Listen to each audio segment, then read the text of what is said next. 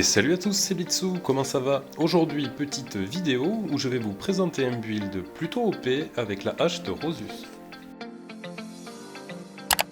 Pour récupérer la hache de Rosus, il faudra vous rendre aux catacombes des couteaux noirs au nord de Liurnia, puis après avoir utilisé une clé lame de pierre, vous la ramasserez tout simplement par terre.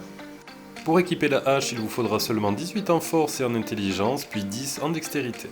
Elle a un scaling de B sur la force, il faudra donc monter cette statistique pour augmenter les dégâts de la hache. Comme vous pouvez le voir, la hache cause également des dégâts magiques, il faudra donc monter l'intelligence pour booster ces derniers.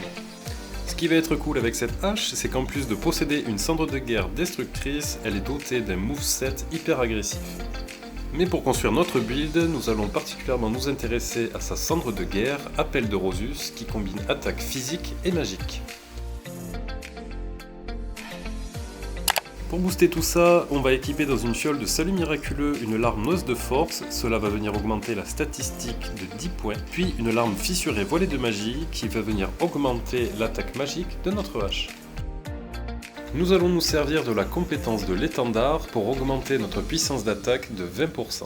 L'incantation flamme renforce-moi va venir augmenter également de 20% notre puissance d'attaque. Et nous finirons le buff en nous infligeant seppuku et je vous explique de suite pourquoi.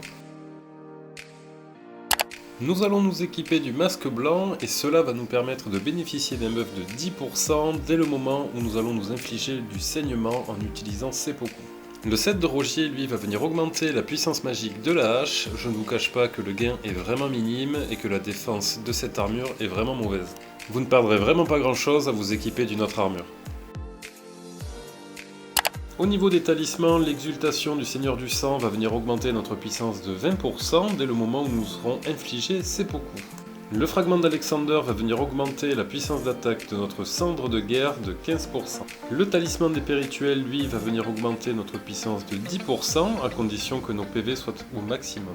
Le talisman de Scorpion magique, lui, va venir augmenter notre attaque magique de 12%. En contrepartie, notre défense va être réduite de 10%. Au niveau des statistismes, notre personnage est niveau 150, il faudra viser les 60 en force et les 50 en intelligence pour optimiser les dégâts de la hache. Pour vous servir de l'étendard, il faudra viser les 14 en dextérité. Pour utiliser l'incantation flamme renforce-moi, il faudra 15 points en foi. Même si c'est un build orienté sur la magie, nous resterons à 10 en esprit, cela sera suffisant pour utiliser la compétence car nous n'utiliserons aucun sortilège en supplément. Voilà pour ce build hache de Rosus, j'espère que la vidéo vous plaira, n'hésitez pas à me dire ce que vous en avez pensé dans les commentaires et je vous dis à très bientôt, salut!